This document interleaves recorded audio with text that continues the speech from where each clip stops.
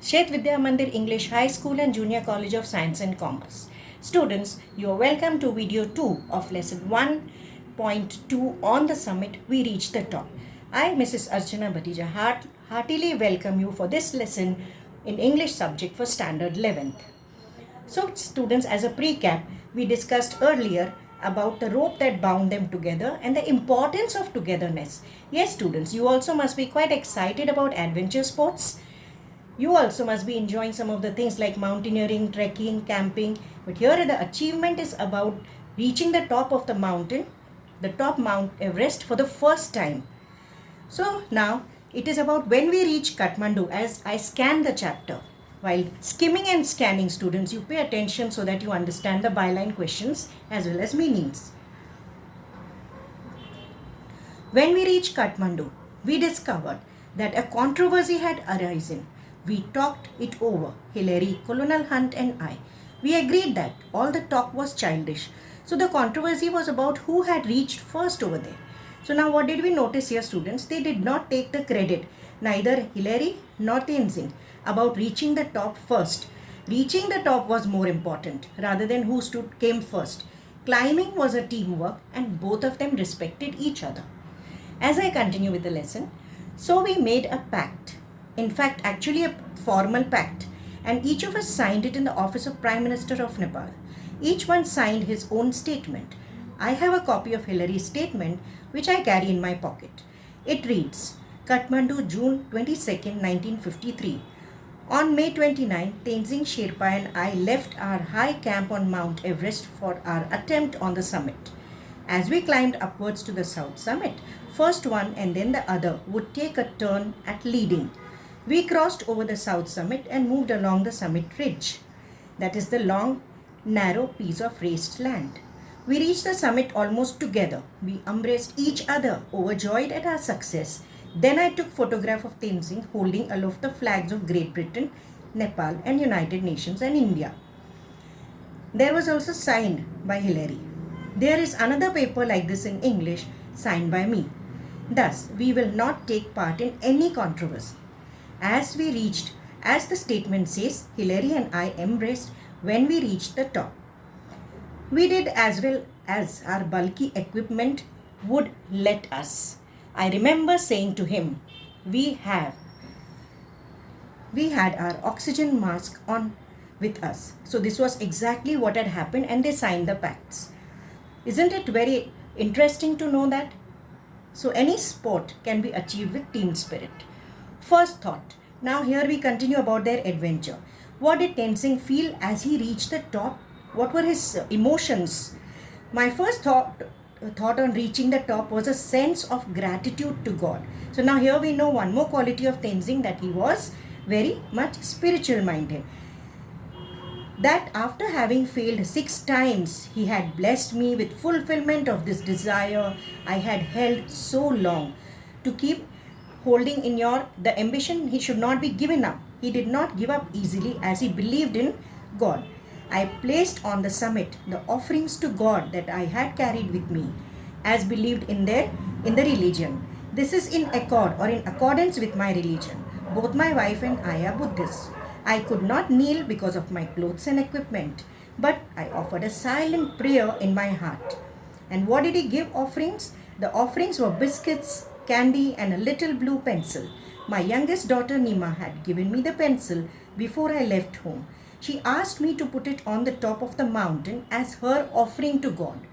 So this was an ordinary blue pencil, not even a long one, but it was one of her prized possession, something which she had valued a lot. She gave it to her father, making sure that he will be successful in his achievement. And yes, he was, in fact. So now these are the emotions of the family as well as of Tenzing himself.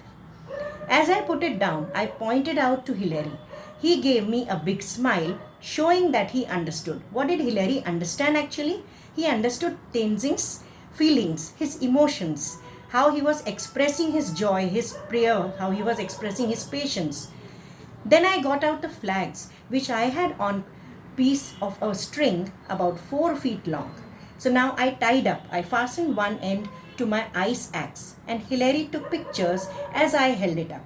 Tenzing did not know how to take much of pictures. Most of them were taken by Hilary. So now here was the second way he expressed his emotions, expressed his gratefulness to God. As he also expressed his patriotism for his global, for his people. As I had to bring my ice axe down with me to tie up the flags there, I buried one end of the string in the ice on the top and the other in snow on the slope down below. When we left, they were lying flat against the summit. So that was it, because he had to remove the ice axe he needed while he would come down, and the flags were over there. But he had accomplished in keeping the flags there. Now, what did these people, both of them, do there? What did Tenzing and Hilary do there at the top? That was a very small place where they were standing. He writes, I was very thirsty. I took out a water tumbler for a drink, but found the water in the metal container had frozen, so I couldn't quench my thirst. I ate some biscuits and offered some to Hilary. So imagine their endurance was beyond their, you can say, the food that they were taking. It was all about their determination that they were holding on. It was their achievement, fulfillment that they had reached. I was wearing a red scarf, which my great friend Lambert, the leader of the 1952 Swiss expedition. During the Swiss expedition, also they had come to this place that was about 28,215 feet. So it was at that time that Lambert had given him this scarf. So it was a reminder for him for his previous expedition. The scarf was a reminder. I wore it all the way up the mountain from Darjeeling when he had started. As I stood at the top, I remembered him and I felt that he was with me. I felt absolutely fit at the summit. Now here one more you can understand about how Tenzing felt.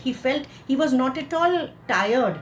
He was not at all sick, but rather he was fit because he was enjoying his achievement at the top. I felt absolutely fit at the summit. My mind was absolutely clear. I didn't feel tired. I felt exhilarated. He felt very happy and excited, and it was a very clear sensation. So the excitement was more than his tiredness, and he wanted to enjoy that success. Now below all the hills and mountains, what was the view that he saw? He saw that all the hills and mountains looked like gods and goddesses to me. The plains below looked like so many broken pieces of the map. 2 or 3 people could stand there on the roof of the world if you cut ice. 20 or 30 feet below, little bit from the top, there was enough flat square for 2 people to sleep. You could pitch one tent there also. The summit is flat on one side and steep on the other. So he was actually observing, which he had otherwise seen in pictures.